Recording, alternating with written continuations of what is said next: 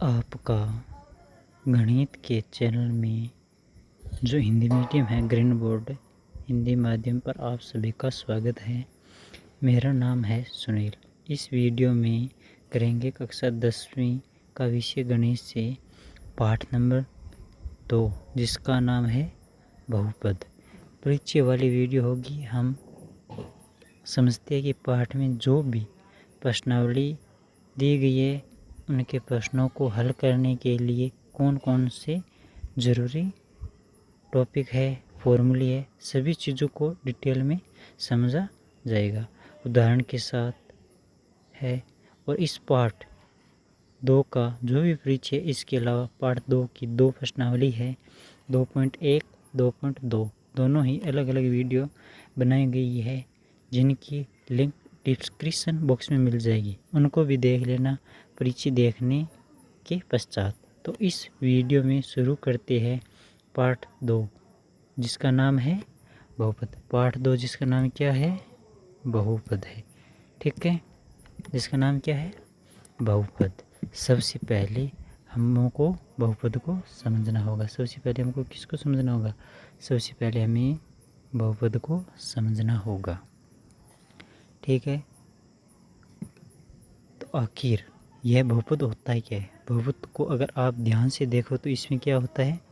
पद होता है। इसके अंदर क्या होता है? पद होता है। ठीक है, तो हमें पद को समझना पड़ेगा। हमें तभी बहुपद समझ में आएगा।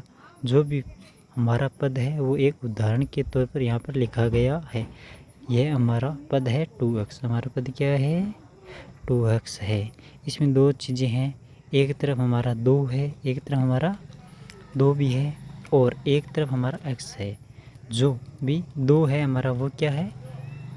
क्या कहेंगे उसे? जो 2 है उसे हम क्या कहेंगे? 2 हमारी जो एक संख्या होगी, जो भी होगी क्या होगी? संख्या। और हमारा यहाँ पर x है वो क्या हो जाएगा? चर। 2 जो x होता है ना, ये x होगा, ये x होगा चर। x क्या होगा? चर होगा। ठीक है, आगे देखो। और जो संख्या होगी वो क्या होगी? अचर। जो संख्या होगी क्या होगी? वो होगी अचर। ठीक है, एक तो संख्या होती है और एक चर होता है। जो भी संख्या वाला भाग होता है उसे संख्या वाले भाग को अचर भी कहा जाता है। यानी कि जो भी हमारी संख्या है उसको हम अचर भी कहेंगे। जो पद के बारे में दो चीज़ें बहुत आसानी से हम समझ पाएंगे कि जो भी हमारी संख्या होती है उसे अचर कहा जाता है।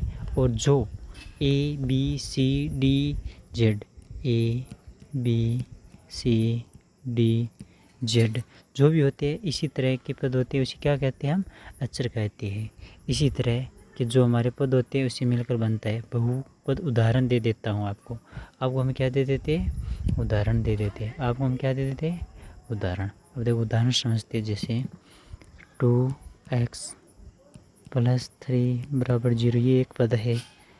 3x + y = 0, ये भी एक क्या है? पद है। ठीक है, एक पद ये हो गया, दूसरा पद ये हो गया। इसी प्रकार के एक और उदाहरण लिख देता हूँ। 2x का स्क्वायर और बराबर 7 = 3। ठीक है, ये क्या हो गया? एक पद हो गया। ठीक है, बहुपद हो गया। बहुपद क्या होता है? जिसमें कई सारे पद होते हैं। और पद क्या होता है यह मैंने आपको बता दिया है। अब यहाँ पर हमें कुछ बेसिक चीज़ें समझनी पड़ेगी। जो भी बहुपद है उसके क्या क्या प्रकार होते हैं यहाँ पर हमें दिया गया है।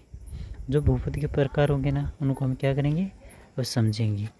बहुपद के प्रकार पद की संख्या के आधार पर। पद की संख्या के आधार पर किसी बहुपद में, जैसे यहाँ पर कितने पद है? एक पद, 2 पद। इस वाले में देखेंगे तो 1 2 3 पद। अगर पदों की संख्या के अनुसार जो भी हमारे बहुपद है उनको वर्गीकृत किया जाएगा, बांटा जाए। तो कितनों भागों में बांटा जाता है? 3 भागों में बांटा जाता है। यहाँ पर तीनों भाग दिए गए हैं। इसमें है एक पदी, द्विपदी, त्रिपदी बहुपद। बहुपद क्या होता है? जिसमें सिर्फ एक ही पद होता है। जैसे उदाहरण के तौर पर हम लिख देते हैं एक पदी बहुपद कौन सा होता है? 2x। द्विपदी बहुपद के अंदर क्या होता है? 2x का स्क्वायर + y + 2। त्रिपदी बहुपद कौन सा, 3x का स्क्वायर प्लस 2, ये 2 पदी 3 पदी होगी। अगर हमें सिर्फ एक ही पद दिया गया हो तो इसे कहा जाएगा एक पदी बहुपद। इसके बाद उदाहरण, उससे अगला द्विपदी के लिए लिख देते हैं हम। द्विपदी के लिए हमने उदाहरण लिख दिया है, इसके बाद त्रिपदी के लिए हम उदाहरण लिख दिए है। ठीक है, कैसा होगा देखो, इसे हमारा एक पद है यो जो दिया गया है, दूसरा पद ये हो गया, और इसे हम कहेंगे द्विपदी बहुपद। बिल्कुल इसी प्रकार से उदाहरण लिख देते हैं। 3x पावर 2, ये 3x पावर 2 प्लस 2 लिख दिए, ये क्या हो गया, ये हो गया त्रिपदी बहुपद में। दो यहाँ पर जो भी मैंने बहुपद लिखे इनमें एक पद, दो पद और तीन पद कुल हो जाती है, इसे हम कहेंगे त्रिपद। अगर ठीक है, आपके दिमाग में एक सवाल जरूर रहेगा कि अगर किसी में 4 पद होंगे तो क्या कहेंगे भाई। पद होंगे तो एक पद वाले को एक पदी कहती है, द्विपद वाले को द्विपदी, तीन पद वाले को त्रिपदी कहा जाएगा। और 3 पद से ज़्यादा किसी में अगर हो जाए तो उसे हम हमेशा क्या कहेंगे, उसे हमेशा हम क्या कहेंगे, बहुपद कहेंगे। उसे हमेशा क्या कहेंगे हम, बहुपद। उसको हमेशा क्या कहेंगे, बहुपद। अब यहाँ पर कुछ चीज़ें हमें समझनी बहुपद के बारे में होता है, किस प्रकार से होती है। पदों की संख्या के आधार पर कुछ चीज़ों को समझेंगे, पदों की संख्या के आधार पर हम कुछ चीज़ों के समझेंगे। अगले पेज में चलेंगे।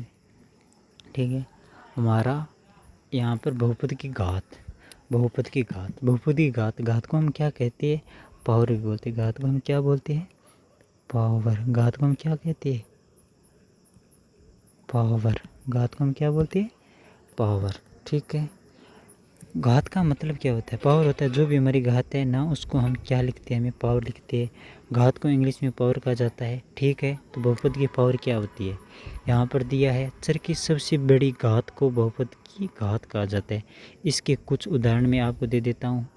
हमारा जैसे बहुपद की घात x, देखो बहुपद की घात को समझते हैं, x का स्क्वायर प्लस 3x। इसके अंदर बहुपद की घात कितनी है, चर की सबसे बड़ी घात को बहुपद कहा जाता है। इसके अंदर क्या है, x की पावर कितनी है, 2। इसके अंदर x की पावर कितनी है, 2 है। ठीक है, देखो मैं लिखता हूँ एग्जाम्पल, 2x प्लस 3x का स्क्वायर प्लस 2 इक्वल टू 0। यहाँ पे बहुपद की घात क्या होती है, चर की सबसे बड़ी, चर की सबसे बड़ी घात है 2। चर की सबसे बड़ी घात कितनी है, 2 है। ठीक है, और सबसे बड़ी पावर को उसी को बहुपद की घात कहती है। देखो और उदाहरण देख लेते हैं। x की पावर 4, अगर x की पावर कितनी होगी, अगर x की पावर 4 प्लस 3, x की पावर 5 प्लस 3, अगर ये दिया गया है तो इसमें चर की सबसे बड़ी घात कौन सी है, वही क्या होती है, बहुपद की घात होती है। इसके अंदर क्या है, 3x की पावर 5, इसकी घात क्या हो जाएगी, 3x की पावर घात। चर की सबसे बड़ी पावर कितनी है, यहाँ पर कितनी है, 5 है ना। ठीक है, तो x, इसमें सबसे पावर और कौन सी होगी, 5 होगी। देखो 4 है तो 4 होगी। बिल्कुल यार, यही x की पावर है जो भी हमारे बहुपद की, इसकी पावर कितनी हो जाएगी, इस बहुपद की घात क्या हो जाएगी, 5 हो जाएगी। हमारा उत्तर हो जाएगा, उदाहरण दे देते हैं। ठीक है, आगे देखो हमने लिखा इस बहुपद की घात क्या होगी। देखो यहाँ पर चर x, इसकी पावर कुछ भी नहीं है। देखो यहाँ पे हमने लिखा है कि x की पावर कुछ भी नहीं है, तो यहाँ पे हमेशा क्या होता है, 1 होता है। इस बहुपद की घात क्या होगी, 1 होगी। ठीक है, और बहुपद की घात को समझने के लिए हमें क्या लिखना पड़ेगा, सबसे बड़ी घात को देखेंगे, सबसे बड़ी घात को देखेंगे और उसे लिख देंगे। ठीक है, देखो उसके बाद में यहाँ पर आएगा 3x पावर 2 जमा में आ जाएगा मेरा 2x जमा में 8 बराबर 0 हो, तो मेरा वाला बहुपद इसकी घात कितनी हो जाएगी, 2 हो जाएगी। ठीक है, और सबसे बड़ी पावर 4 लगी है तो 4 हो जाती है। ठीक है, उसी तरह हम उदाहरण में समझेंगे। ठीक है, इसके बाद में हम आगे का टॉपिक देखते हैं। आगे का टॉपिक बहुपद के प्रकार घात के आधार पर। बहुपद के प्रकार किसके आधार पर, घात के आधार पर। घात के आधार पर कौन से होते हैं, रैखिक बहुपद। रैखिक बहुपद वो बहुपद होते हैं जिसमें चर की सबसे बड़ी पावर 1 होती है। चर की सबसे बड़ी पावर होती है ना, चर की सबसे बड़ी पावर कितनी होती है, 1। ये होता है चर की सबसे बड़ी पावर कितनी होती है, 1। ठीक है, चर की सबसे बड़ी पावर कितनी, 1 होती है। मैंने लिख दिया x। ठीक है, आगे देखो सबसे बड़ी पावर इसकी कितनी होती है, एक, और हमारा रैखिक बहुपद हो जाएगा। इसके बाद द्विघात बहुपद होता है। द्विघात बहुपद का मतलब होता है घात कितनी होगी, घात कितनी होगी, 2 होने चाहिए। बिल्कुल स्पष्ट है। हमें यहाँ पर दिया गया है कि इसी प्रकार से लिख सकते हैं 2x की पावर 2 प्लस 3x, ये हो गया द्विघात बहुपद। इसे हम द्विघात बहुपद लिख सकते हैं। हमारा जो भी बहुपद बना है इसमें पद कितने भी हो, लेकिन सबसे बड़ी पावर है ना वो 2 अगर है तो उसे हम कहेंगे द्विघात बहुपद। इसके बाद अगला हमारे सामने यहाँ पर दिया गया है त्रिघात बहुपद। जो भी त्रिघात बहुपद है उसमें क्या होगा, पावर सबसे बड़ी 3 होनी चाहिए। इसके अंदर पावर कितनी होगी, पावर होगी 3। ठीक है, सबसे बड़ी पावर कितनी होगी, 3। ये एक हो गया बहुपद। ठीक है, यहाँ पर देख सकते हैं ऊपर वाले बहुपद में भी हमारे 3 पद है और इसी वाले में भी 3 पद है, लेकिन पावर जो बहुपद की घात की उसमें अंतर है। इसमें सबसे बड़ी पावर है जो है 2 है और द्विघात पद हुआ। इसमें बड़ी सबसे बड़ी पावर 3 है तो यह त्रिघात बहुपद हो जाएगा। बहुत आसानी से इस विषय को हमने यहाँ पर समझ लिया, बहुपद के प्रकार क्या होते हैं। ठीक है, घात की संख्या के आधार पर इसके बाद जो हमारा अगला विषय आता है वह क्या आता है, ये बहुत ही क्या है, महत्वपूर्ण विषय। ये क्या है, बहुत ही महत्वपूर्ण विषय है। क्या होगा, हम समझते हैं बहुपद के शून्य, बहुपद के शून्य, बहुपद के हम शून्य को समझते हैं। बहुपद का शून्य, बहुपद का शून्य को समझते हैं। नाम बहुपद के शून्य, यानी कि शून्य का अर्थ होता है 0। शून्य का अर्थ क्या होता है, 0। यहाँ पर शून्य का मतलब होता है 0। ठीक है, शून्य मतलब 0 हो गया। हमारा जो भी बहुपद शून्य को होते हैं वो क्या होते हैं, यहाँ पर दिया गया चर का मान जो बहुपद को शून्य कर दिए उसी मान को बहुपद का शून्य कहा जाता है। यहाँ पर जो भी हमारे बहुपद में चर होता है, जैसे यहाँ पर मैं लिख देता हूँ, एक बहुपद लेते हैं, उदाहरण के तौर पर मैंने लिख दिया x की पावर 2 प्लस 3 बराबर 0। ठीक है, लिख दिया। तो अगर इसके हम देखेंगे कि मैं शून्य लगा दिया, अब इस बहुपद में जो भी हमारे चर है यहाँ पर इस x की जगह पर मैं क्या ऐसा मान रखूँ यह बहुपद हमारा शून्य के बराबर हो जाए। देखो, हमें शून्य के बराबर करने के लिए हम यहाँ पे x का मान क्या रखें कि ये शून्य हो जाए। x का मान तो हमें कुछ रखना पड़ेगा। ठीक है, बहुपद को शून्य के बराबर करते उसी मान को कहते हैं बहुपद का शून्य।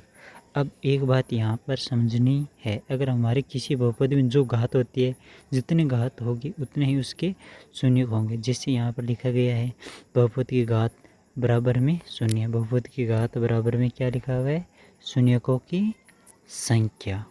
क्या लिखा हुआ है, बराबर में शून्यकों की संख्या। देखो, बहुपद की घात बराबर में शून्यकों की संख्या, जितनी बहुपद की घात होगी उतनी ही शून्यकों की संख्या हो जाएगी। जैसे यहाँ पर हमारा बहुपद है, इसकी घात कितनी है, 5। अगर हम इसके शून्यक प्राप्त करेंगे तो 5 शून्यक हमें मिलेंगे। इसी प्रकार से यहाँ पर हमारा बहुपद है, इसकी घात 2 है तो इसकी शून्यकों भी संख्या कितनी हो जाएगी, 2 हो जाएगी। यहाँ पर हमारा बहुपद इसकी घात 4 है तो इनकी शून्यक कितनी हो जाएंगी, 4। अगर इसकी घात हम अगर इस बहुपद की घात अगर हम 4 करेंगे तो इसकी शून्यकों की संख्या भी कितनी होगी, 4 हो जाएगी। शून्यकों की संख्या कितनी हो जाएगी, 4। ठीक है, इसकी घात कितनी देख सकते होगी, और चर की सबसे बड़ी पावर 2 या 2 हो जाएगी। बहुपद की घात अगर हम इसे शून्य ज्ञात करने जाए तो कितनी शून्य होगी, शून्य हो जाएंगे 2। ठीक है, आपको ध्यान में रखनी है, जितनी घात होगी उतने क्या होते हैं, शून्य होते हैं। ठीक है, कुछ चीज़ों को हमने यहाँ पर इस पेज पे समझ लिया है।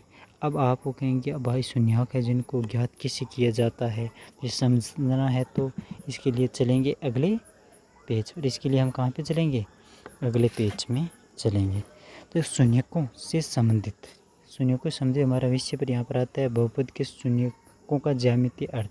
ज्यामितीय यानी कि जो हमारे ग्राफ होते हैं ना, जो हमारे ये देखो ग्राफ दिया हुआ है ना, जो हमारे ग्राफ होते हैं ना, आपको ध्यान रखना है। ज्यामितीय यानी कि ग्राफ होता है। यहाँ पर उदाहरण के लिए हमने रखा है बहुपद के शून्यक, उदाहरण के लिए हमने रखा है बहुपद के शून्यक px के लिए ज्ञात करो शून्यकों की संख्या। ये क्या होता है, ये x एक्सिस होता है, ये x एक्सिस, ये y एक्सिस, ये x डैश एक्सिस, ये y डैश एक्सिस होता है। ठीक है, और इसको हम इंग्लिश में तो ओरिजिन बोलते हैं, हिंदी में आप बता देना क्या बोलते हैं कमेंट के अंदर।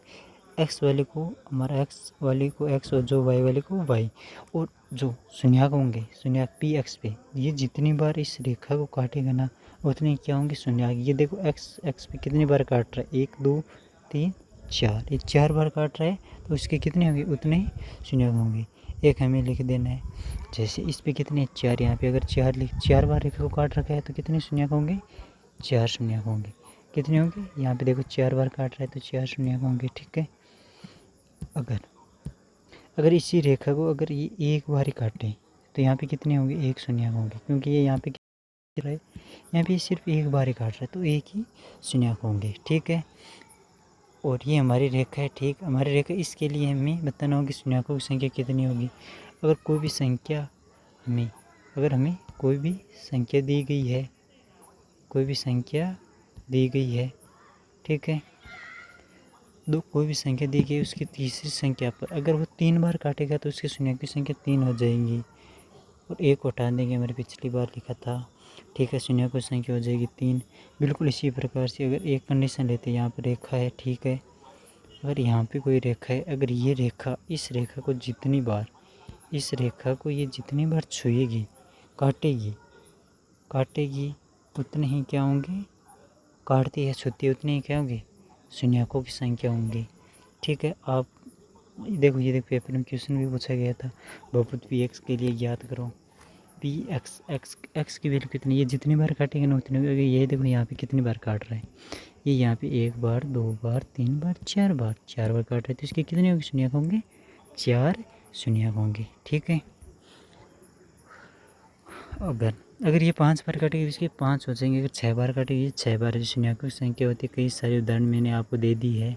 चलो अगले पेज पे चलते हैं, चलो हम अगले पेज पे चलेंगे। ठीक है, अगला पेज क्या है, बहुपद के शून्यकों और चर में संबंध, द्विघात बहुपद। तो देखो द्विघात बहुपद क्या होता है, द्विघात बहुपद होता है ए एक्स का square plus b x plus c बराबर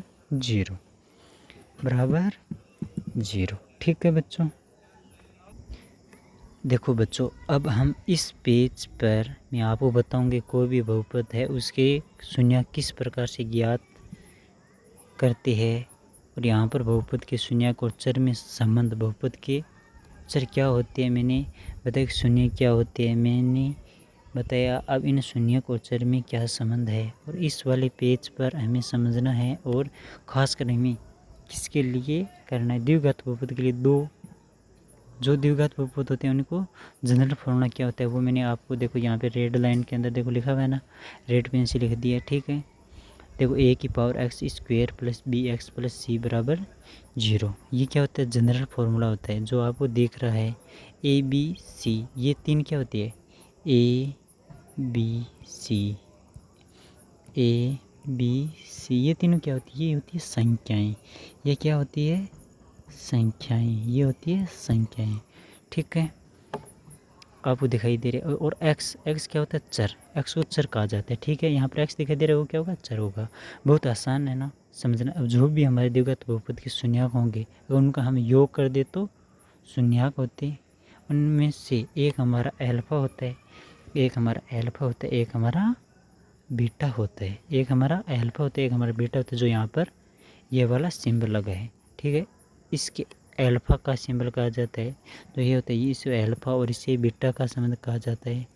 ओके, बहुपद द्विघात बहुपद में हमें 2 शून्यक प्राप्त होंगे, और उन दोनों को हम जोड़े दे तो बराबर में घट्टा का भी आता है। बराबर में किसका आता है, बराबर में ये देखो यहाँ पे घट्टा का भी आ गया, अपॉन ए, घट्टा का भी अपॉन ए आता है। ठीक है, ठीक, अचर पद है जो कि शून्यक है। अचर पद उनमें क्या संबंध दिखाई दे रहा है, जो अचर पद है उसके अंदर क्या संबंध दे रहा है, कुछ ज़्यादा कुछ देर नहीं दे रहा।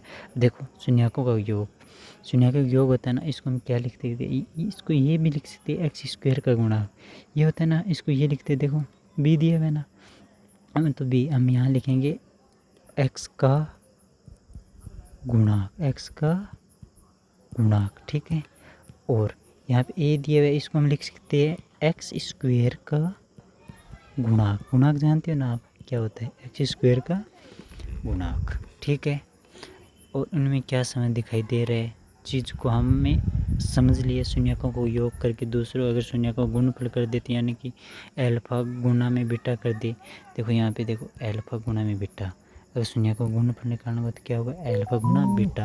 अल्फा गुना बीटा क्या होगा, अल्फा गुना बीटा ये होगा कि ऊपर के अक्षर पद नीचे लिखेंगे एक्स स्क्वायर का गुणा, नीचे क्या लिखेंगे एक्स स्क्वायर का गुणा। ठीक है, अभी देखो हम एक उदाहरण के तौर पे समझे, में एक उदाहरण दिया हुआ है ना, इसके हम क्या करेंगे, एक उदाहरण दिया हुआ है। उदाहरण क्या दिया हुआ है, उदाहरण दिया द्विघात बहुपदी एक्स की पावर 2 जमा में 7x जमा में 10। सबसे पहले इसके शून्यक हमें ज्ञात करने होंगे। शून्यक ज्ञात करने के लिए जो हमारा सबसे पहला पद एक्स की पावर 2 है, इसको यहाँ पर एग्जिस्ट कर के लिखते हैं, और पावर 2 इसके बाद जो बीच वाला पद है इसमें हम क्या करेंगे, बांटना होगा। देखो अब देखो बीच वाला पद होगा ना, जो बीच वाला पद होता है ना उसको क्या करेंगे, बांटना होता है। देखो इन दोनों का मल्टीप्लाई करते हैं, इन दोनों को क्या करते हैं, इन दोनों को हम मल्टीप्लाई करते हैं। ठीक है, इन दोनों को क्या करेंगे, हम मल्टीप्लाई करते हैं। ठीक है, इन दोनों को मल्टीप्लाई करते हैं तो ये कितना आता है, इन दोनों को हमें मल्टीप्लाई करते हैं तो ये आता है एक्स का स्क्वायर 10x आएगा। इनका हम गुणनफल करेंगे, गुणनफल करेंगे तो कितना आएगा, देखो 2 5 ये 2 आ गए। इनको देखो हम टुकड़ों में करेंगे, हम इसको क्या होता है, बांटते हैं। बीच वाले पद को क्या करना है, बांटना होता है। ठीक है, इसी तरह हमें पहला पद और आखिरी पद इनको एक साइड में रख गुणा करते हैं। गुणा करने के बाद पावर होती है 10 को गुणा एक्स करके किया। इसकी हम क्या करेंगे, गुणनखंड कर लेने के बाद देखो एक 2 से करेंगे, एक 5 गुणनखंड आ जाएगा। क्या मिले मुझे, 2 5 मिले, एक 2 और एक 5 मिले, 2 लिखा। अब देखो इसको लिखेंगे हम एक्स का square plus 2x plus 5x plus 10। अब देखो इसके अंदर हम क्या लेंगे, उभयनिष्ठ कॉमन लेंगे। यहाँ पे x एक बार आ गया, अंदर x बचा, यहाँ पे अंदर कितना बच जाएगा, 2 बच जाएगा। ठीक है, इसी प्रकार प्लस का निशान लगेंगे। यहाँ पे 5 को ना कॉमन लेने के, 5 को कॉमन लिया, यहाँ पे x बचा, यहाँ पे 2 बचा। ठीक, उसी प्रकार यहाँ पे एक आएगा x प्लस 2 बराबर 0, x प्लस 5 बराबर 0।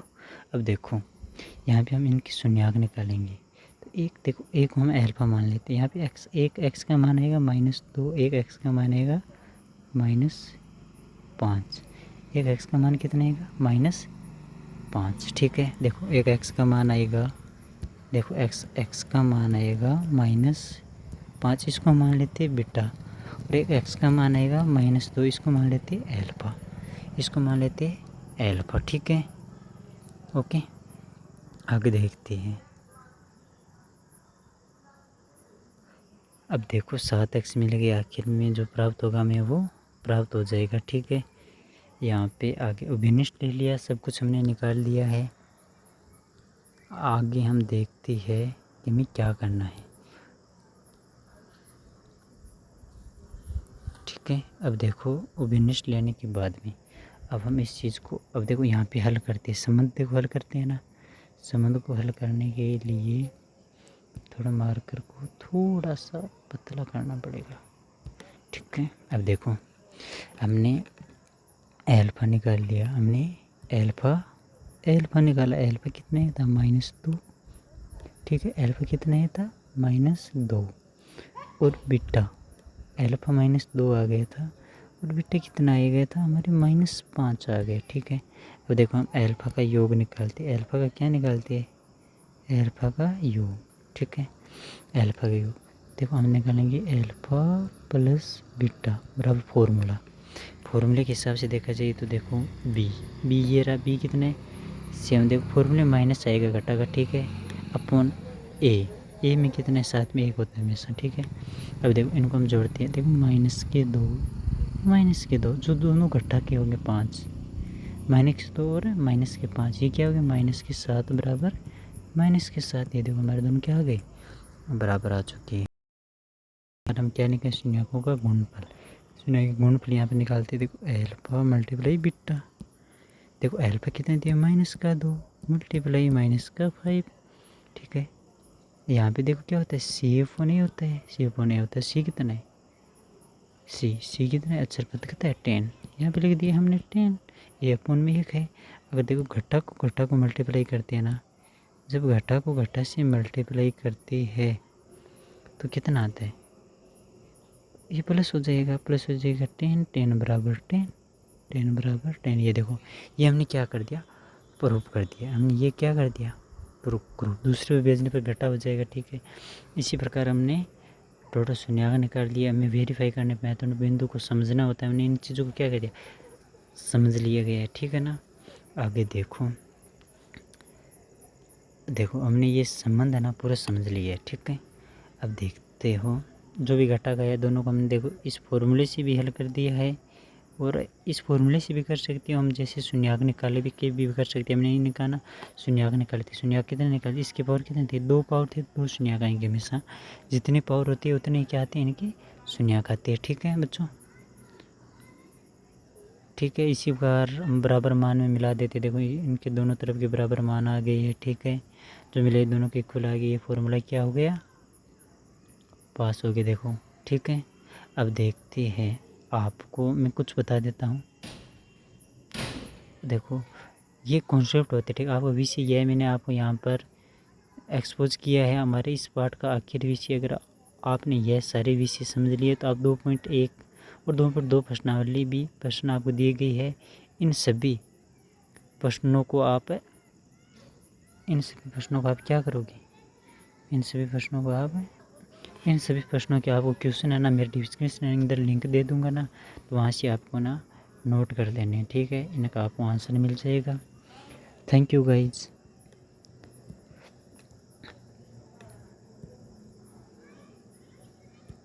थैंक यू बच्चों, थैंक यू लवली स्टूडेंट्स, ठीक है। लाइक कमेंट कर देना और इस चैनल को भी सब्सक्राइब करना बच्चों, ठीक है।